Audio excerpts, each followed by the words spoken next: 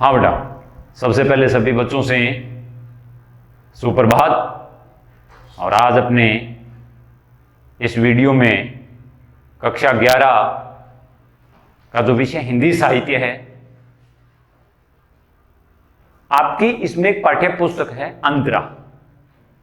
इस अंतरा का 5वां पाठ ज्योतिबा फुले, जिसके रचनाकार सुधा अरोड़ा। यद्यपि इस पाठ का इससे पूर्व की वीडियो में मैंने सुधा अरोड़ा का जो व्यक्तित्व और कृतित्व है, यानी लेखिका का जो परिचय है, वो मैंने बता दिया है, उस पर अपनी चर्चा हो चुकी है बेटा। आज की इस वीडियो में ज्योतिबा फुले शीर्षक से जो रचना है, इस रचना पर आज अपने चर्चा करेंगे, इस पर बातचीत करेंगे। देखिए बेटा, ज्योतिबा फुले, महात्मा ज्योतिबा फुले, एक तरह से उनकी यह जीवनी है बेटा, यानी उस व्यक्तित्व के बारे में बताया गया है। और साथ ही उनकी जो धर्मपत्नी सावित्रीबाई जो थी, उसके क्रियाकलाप, उसकी उपयोगिता, उसका योगदान, उसकी भूमिका हम जानते हैं बेटा कि सुधा अरोड़ा ने इस पाठ के द्वारा, ज्योतिबा फुले पाठ के द्वारा, उस समय, इनके समय की बात है, शिक्षा और समाज सुधार,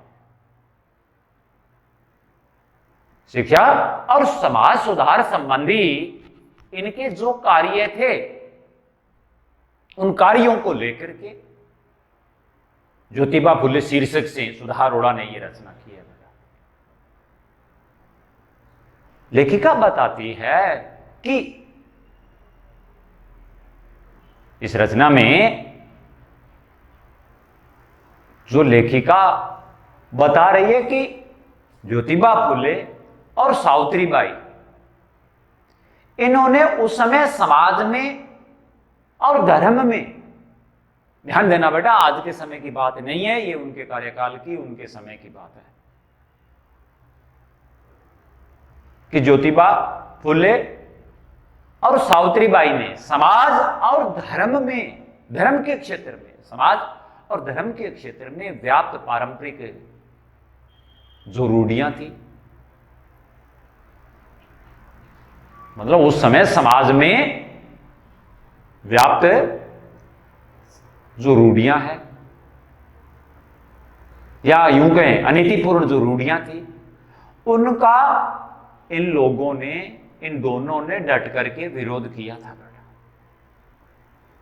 दोनों ने उस समय समाज और धर्म के क्षेत्र में व्याप्त पारंपरिक और अनीतिपूर्ण जितनी भी रूढ़ियां थी, उन सब का इन लोगों ने डट करके विरोध किया था।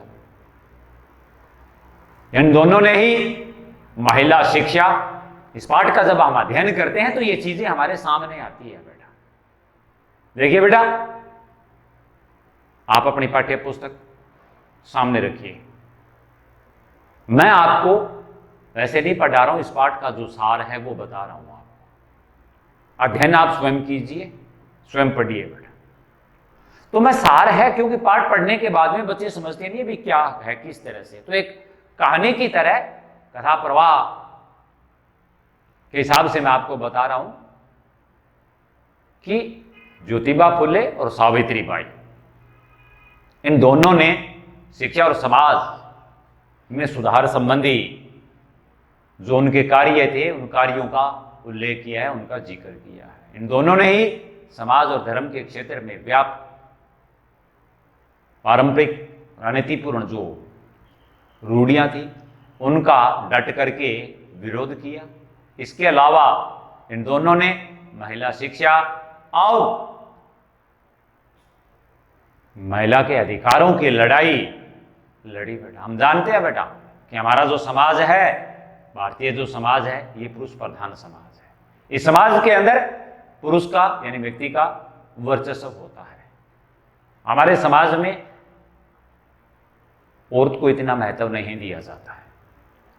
औरत को तो बड़ी एक ऊंची सोच है कि पुरुष की जुती के बराबर उसे समझा जाता है। यद्यपि आधुनिक युग में परिवर्तन आ गया है, बदलाव आ गया है। शिक्षा के बाद में बहुत सी दूसरी चीजें जुड़ी हुई है, औद्योगिकरण, नगरीकरण, शहरीकरण की जो प्रक्रिया है।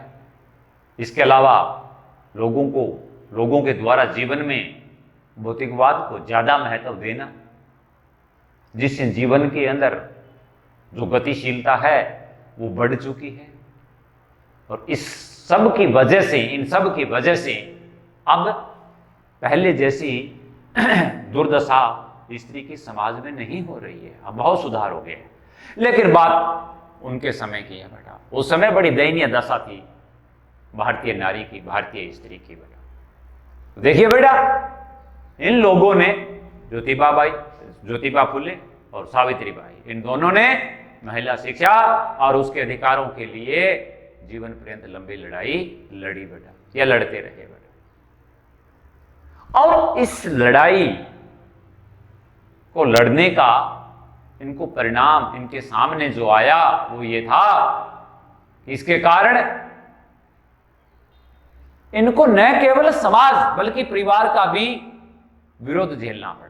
तात्पर्य महिला शिक्षा और उनके अधिकारों की मांग के लिए, उस लड़ाई को लड़ने के लिए, उसे जारी रखने के लिए परिवार और समाज दोनों की तरफ से जो विरोध था वो इन दोनों को झेलना पड़ा। फिर भी अपने कर्तव्य रूपी पथ से ये लोग विचलित नहीं हुए। जिस लक्ष्य को, जिस उद्देश्य को लेकर के चल रहे थे, अंततः उसमें ये लोग सफल भी होते हैं। ये बात आगे करेंगे बेटा। तो इस प्रकार से महिला शिक्षा और उसके अधिकारों के हक के लिए इनको अपने परिवार और समाज के विरोधों का भी सामना करना पड़ा। इसके अलावा हमारा जो समाज यानी भारत के सामाजिक विकास और समाज की जो व्यवस्था है, सामाजिक विकास और समाज की जो व्यवस्था है, इसमें बदलाव लाने वाले इनसे पहले के जो समाज सुधारक थे उनका नाम तो आ गया बेटा। 5 समाज सुधारक माने जाते हैं। उन 5 समाज सुधारकों में इनका नाम नहीं है। राजा राम मोहन राय, दयानंद सरस्वती, विवेकानंद आदि आदि। लेकिन उन 500 की सूची में इनका नाम आना चाहिए था, लेकिन नहीं आ पाया। फिर भी ये लोग संघर्ष करते रहे, क्योंकि ये किसी पुरस्कार या सम्मान के भूखे नहीं थे। ये समाज को, स्त्रियों को देना चाहते थे, क्योंकि समाज हमेशा व्यक्ति से अपेक्षा रखता है। इसलिए ये व्यक्ति थे और समाज को अपनी तरफ से कोई अमूल्य धरोहर है वो देना चाहते थे। इसीलिए उन्होंने समाज में का जो विकास है और जो सामाजिक व्यवस्था है उसमें बदलाव लाने वाले 5 जो समाज सुधारक थे उनकी पंक्ति में, उनकी श्रेणी में इनका नाम नहीं आया। फिर भी इनके ऊपर कोई फर्क नहीं पड़ा, ये विचलित नहीं हुए। सिर्फ और सिर्फ इनका ध्यान अपने लक्ष्य पर केंद्रित था। लक्ष्य प्राप्ति ही इनके जीवन का उस समय उद्देश्य बन चुका था बेटा। और सूची में नाम न आने का कारण था कि ये स्वयं क्या थे? ब्राह्मण थे बेटा। यद्यपि उस समय समाज में वर्ण व्यवस्था थी, 4 वर्गों में समाज। सबसे पहले ब्राह्मण, फिर क्षत्रिय, वैश्य और शूद्र। शिक्षा का अधिकार केवल किसको था उस समय? ब्राह्मण को ही था बेटा। अन्यथा मैंने ले बेटा मेरी बात, युगीन परिस्थितियों के अनुसार बात हो रही है। तो उस समय ब्राह्मण जाति को शिक्षा का अधिकार था। तो ब्राह्मण होने के बावजूद भी जो समाज में एक तरह से ब्राह्मणवाद चल रहा था। ब्राह्मणवाद क्या हो गया बेटा? वाद शब्द जब किसी के पीछे चलता है तो वो विचारधारा में परिणत हो जाता है। अब जैसे गांधीवाद अपने कहते हैं, गांधीवाद, गांधी जी की विचारधारा। अब ब्राह्मण, उस समय जो ब्राह्मणों की जो विचारधारा थी वो है ब्राह्मणवाद। तो बेटा ब्राह्मणवाद और जो पूंजीवादी व्यवस्था थी उस समय, समाज की पूंजीवादी जो व्यवस्था थी उसका इन्होंने डट करके विरोध किया। इन लोगों ने उस समय ब्राह्मणवाद और पूंजीपति या पूंजीवादी जो समाज था उसका भी लोगों ने डट करके विरोध किया।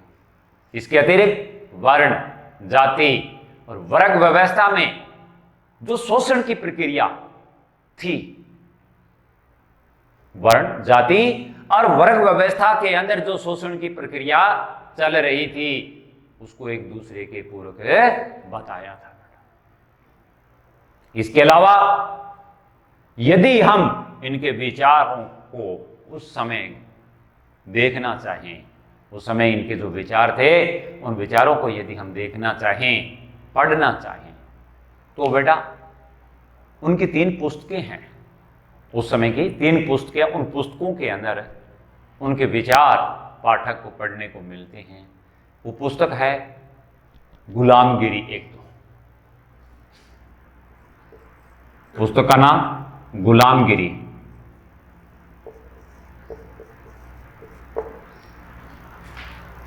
ये इनकी पुस्तक है। इसके अलावा सतकर यांचा आसूड,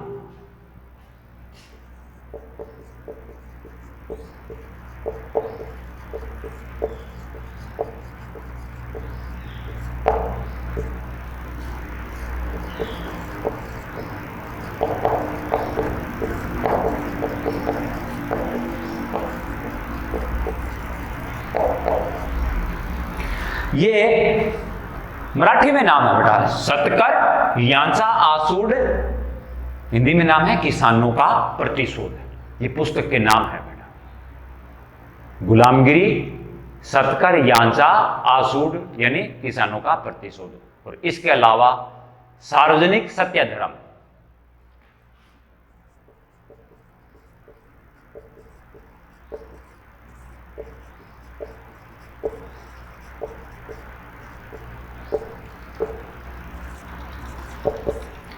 ये वो 3 पुस्तकें हैं जिनमें ज्योतिबा फुले और सावित्रीबाई के जो विचार है वो पढ़ने को मिलते हैं। बहुत ही उच्च कोटि के उत्तम जो इनके विचार है वो पाठक के सामने आते हैं। इनसे पता चलता है कि इनकी जो सोच थी ना बेटा, वो छोटी सोच नहीं थी।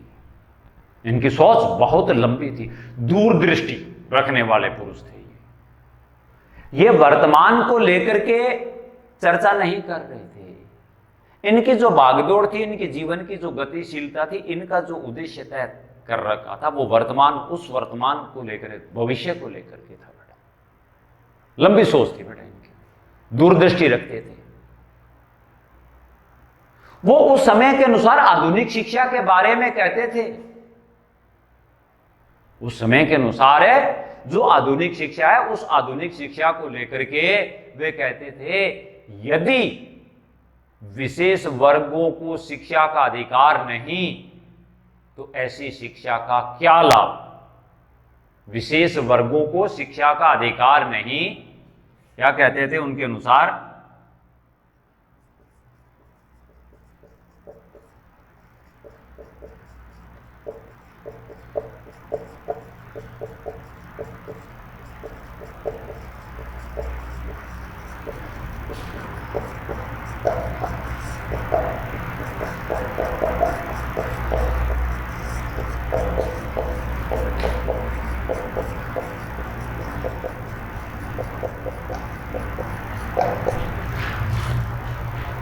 वो ये कहते थे कि उनका खुद व्यक्तिगत विचार था बेटा, यदि विशेष वर्ग कौन से होगी, दलित है, पिछड़े हैं, नारी वर्ग है, इनको यदि शिक्षा का अधिकार नहीं तो ऐसी शिक्षा का क्या लाभ। आगे उन्होंने और कहा है उनसे ही कर के रूप में पैसा इकट्ठा करके ऊंची जाति के बच्चों की शिक्षा पर खर्च करना ये कहां तक उचित है।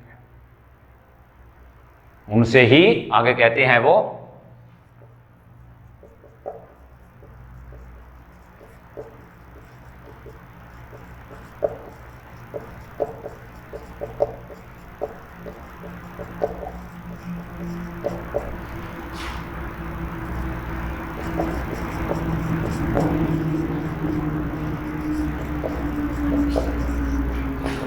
ये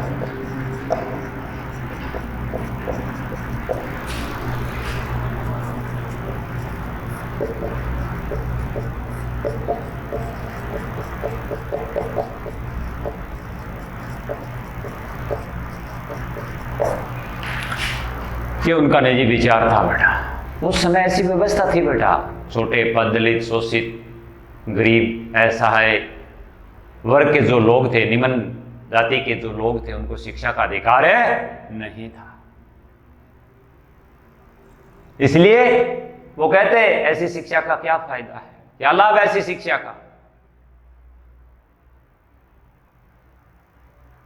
तथा उनसे ही कर के रूप में, टैक्स के रूप में पैसा इकट्ठा करके उनसी जाति के बच्चों पर, ये तो अन्याय है, पक्षपात है ये तो ऐसी अन्यायपूर्ण, अनीतिपूर्ण, पक्षपातपूर्ण शिक्षा का वो विरोध करते थे बेटा। इसके आगे चल करके उन्होंने कहा है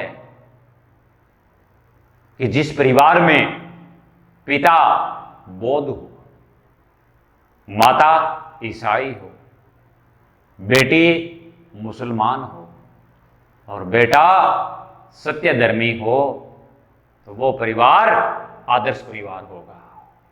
क्या होगा?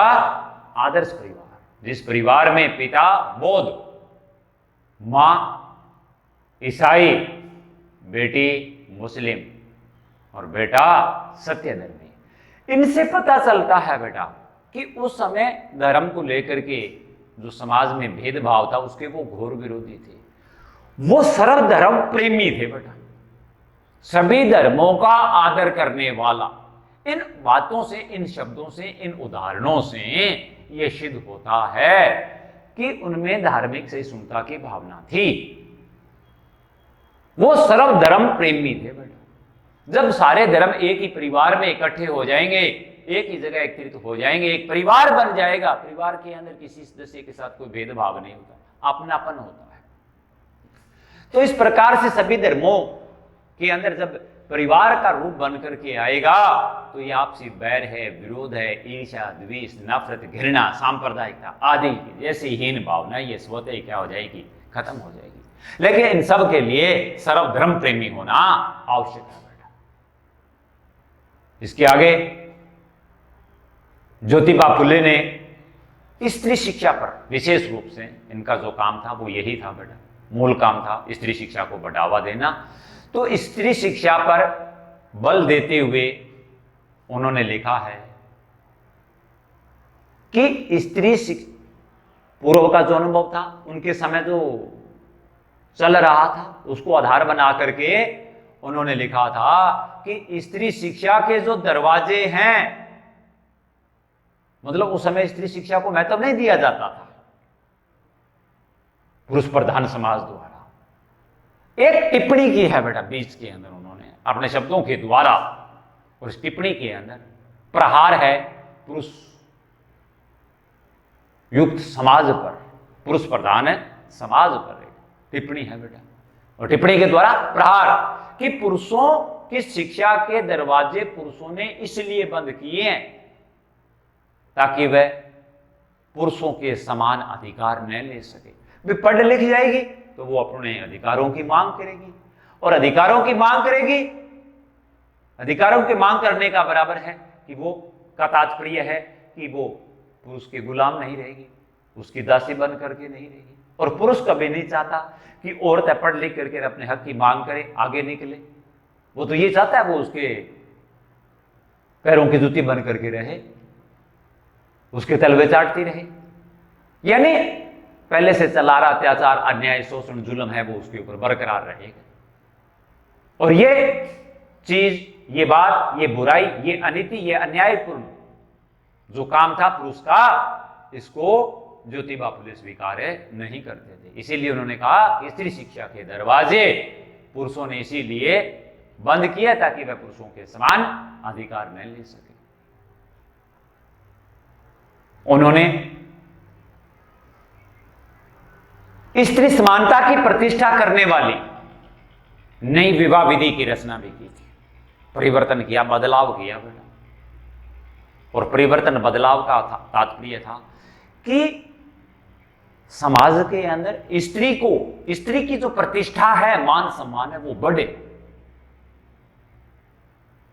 स्त्री की प्रतिष्ठा है वो बढ़े, इसके लिए उन्होंने विवाह विधि के अंदर परिवर्तन करके एक नई विवाह विधि की रचना की। और उस विधि में क्या था, पहले जितना ज्यादा महत्व, जितना ज्यादा भूमिका ब्राह्मण की हुआ करती थी, उस ब्राह्मण के स्थान को हटा दिया गया। नई विवाह विधि के अंदर ब्राह्मण का जो स्थान था उसको हटा दिया, निकाल दिया उसको। इसके अलावा उस समय के अंदर पुरुष प्रधान संस्कृति और स्त्री की गुलामगिरी सिद्ध करने वाले जितने भी मंत्र थे उनको भी हटा दिया। ब्राह्मण का स्थान हटा दिया और पुरुष प्रधान संस्कृति और स्त्री की गुलामगिरी सिद्ध करने वाले जितने भी उस समय के मंत्र थे उन सबको वहां से नई विवाह विधि से निकाल दिया।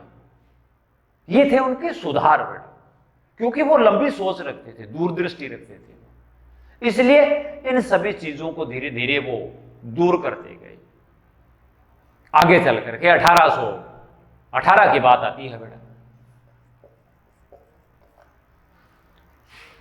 उनको महात्मा की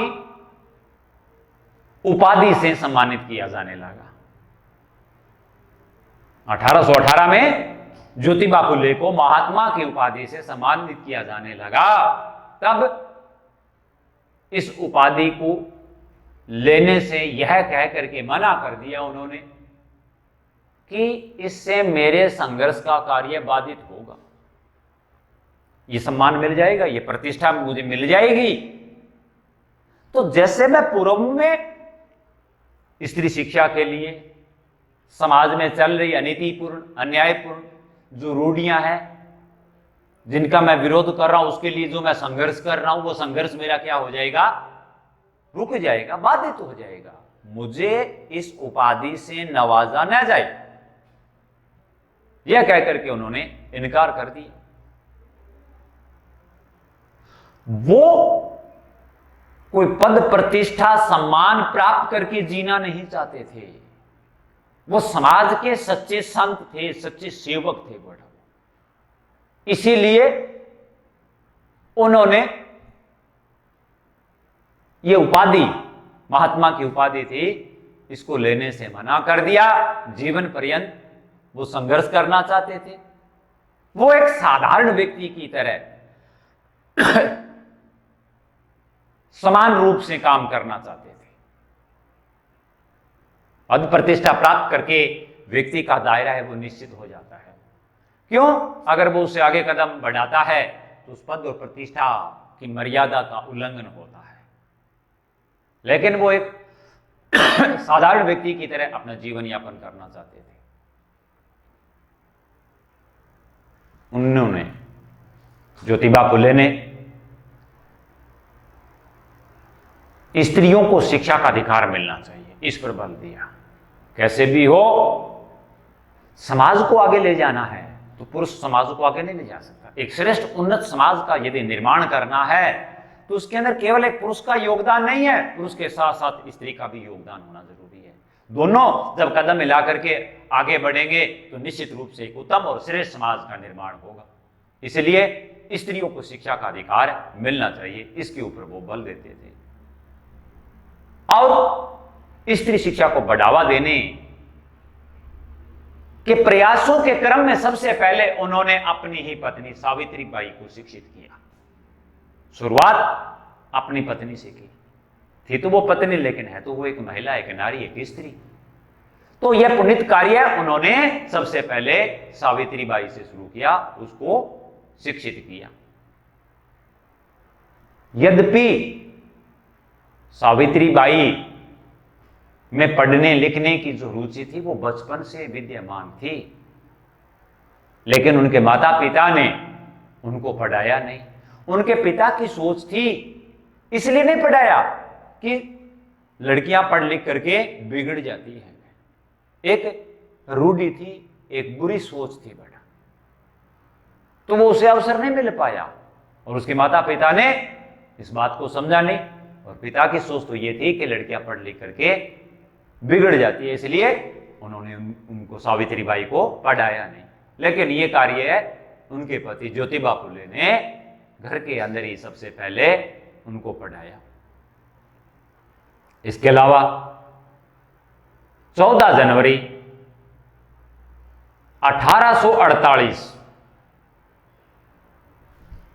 14 जनवरी 1848 याद रखना बेटा।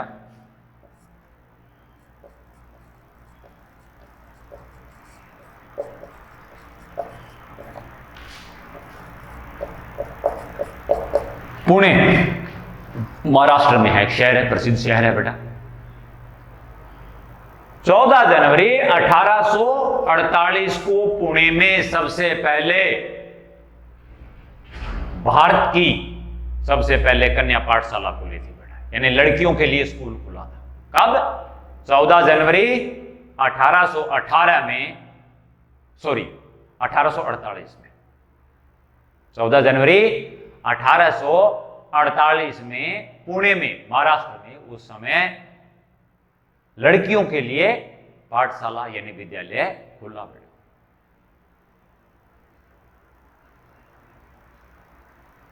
इन दोनों ने, ज्योतिबा फुले और सावित्रीबाई, इन दोनों ने उस समय जो समाज में पिछड़ा वर्ग था,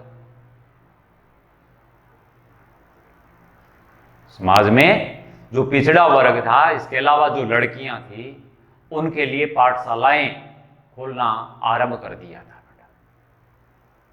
ये बहुत बड़ा इनका श्रेष्ठ समाज का निर्माण करने में इनका जो योगदान था वो मील का पत्थर साबित हुआ था बेटा। क्या हुआ? मील का पत्थर साबित हुआ। बहुत बढ़िया पुनीत पवित्र कार्य किया बेटा।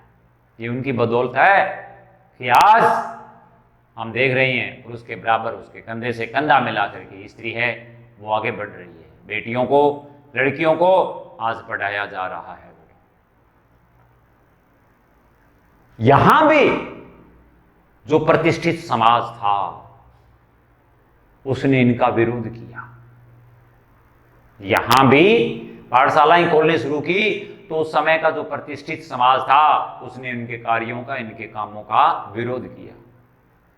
यहां तक ये स्वयं ब्राह्मण थे और ब्राह्मण समाज से इनको बाहर कर दिया, निकाल दिया गया था।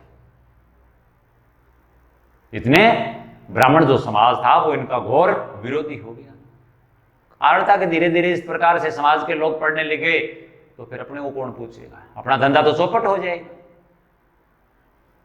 तो ब्राह्मण समाज ने इनका बहिष्कार कर दिया, इनको निकाल दिया। इनके जो पिता थे उन्होंने भी पुरोहितों और रिश्तेदारों के डर से इनको अपने घर से बाहर कर दिया बेटा। इनके पिता ने पुरोहितों और रिश्तेदारों के डर से इनको घर से निकाल दिया। सावित्रीबाई को भी तरह तरह के अपमानों से अपमानित किया गया, या भांति भांति के अपमान उनको झेलने पड़े।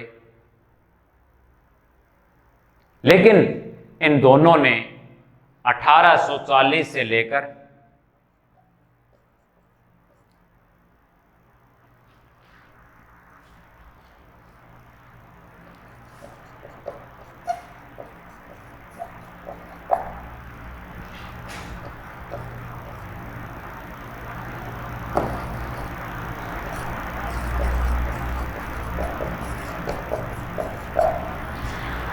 इन दोनों ने 1840 से लेकर के 1890 तक, कितने वर्ष हो गए? 50 वर्ष। इन 50 वर्षों में ये दोनों जीव एक प्राण होकर के, दो शरीर एक आत्मा बन करके और इस क्षेत्र के अंदर काम करते रहे बेटा। यानी इनका जो अपना मिशन था उसको इन्होंने पूरा किया। इन दोनों ने ईसाई मिशनरी यानी महिलाओं की तरह किसानों अछूतों, झुग्गी झोंपड़ी वालों में जाकर के काम किया। उस समय यह बड़ा कठिन काम था, फिर वे ईसाई महिलाओं की तरह किसान, पिछड़े हुए जो किसान थे, गरीब जो थे, अछूत जो थे, उनकी झुग्गी झोंपड़ियों में जाकर के काम किया। कहते हैं इनके बारे में कि ज्योतिबा फुले ने उस समय अपने घर की जो पानी की टंकी थी, उस पानी की टंकी का जो नल था या वो पानी था, वो सभी जातियों के लिए खोल दिया था। छुआछूत हुआ करते थे बेटा, यहां तक छोटी जातियों को पानी पीना सार्वजनिक जगहों पर मनाही थी, उनके लिए पानी के कुएं वगैरह अलग हुआ करते थे। लेकिन इन्होंने, क्योंकि जाति को लेकर के कोई भेदभाव, ऊंच नीच, छोटा बड़ा, इनके मन में ऐसा बुरा भाव नहीं था। इतना कुछ होने के बावजूद भी उस युग के अंदर इन दोनों ने डंके की चोट से अपना कार्य पूर्ण किया बेटा। पिछड़ा वर्ग, दलित, शोषित, स्त्रियां आदि जो भी हैं, उनको युगों युगों से चली आ रही कुरीतियां हैं, अनीतिपूर्ण जो रूढ़ियां थी, उनसे बाहर निकाला और उनको शिक्षित किया। ये दोनों एक दूसरे के प्रति समर्पित जीवन भाव की भावना जो इनमें विद्यमान थी, इन दोनों के अंदर है समर्पित जीवन भाव की जो भावना इन दोनों में विद्यमान थी, वो दूसरे दाम्पत्य जीवन के लिए क्या बन गया है? आदर्श बन गया है। आज के समाज में ऐसा नहीं है। आज के समाज में प्रतिष्ठा प्राप्त जो लोग हैं या ऐसे दाम्पत्य लोग जो होते हैं, पति पत्नी जो होते हैं, उस समय साथ रहते हैं, बाद में अनबन होती है तो वो अलग भी होते हैं, यानी तलाक जैसी नौबत भी आ जाती है। लेकिन वो दोनों दाम्पत्य जीवन की भारतीय समाज के लिए एक आदर्श, एक मिसाल बन गई थी। तो ये था बेटा इस पाठ का सार। आओ अब आप स्वयं अपनी पाठ्य पुस्तक को पढ़े, इस पर का अध्ययन करें और मेरी बातों को सुन करके उन पर चिंतन मनन करें। अगले वीडियो के अंदर हम इस पाठ के जो पीछे प्रश्न उत्तर हैं, उन प्रश्न उत्तरों पर चर्चा करेंगे। तब तक के लिए धन्यवाद।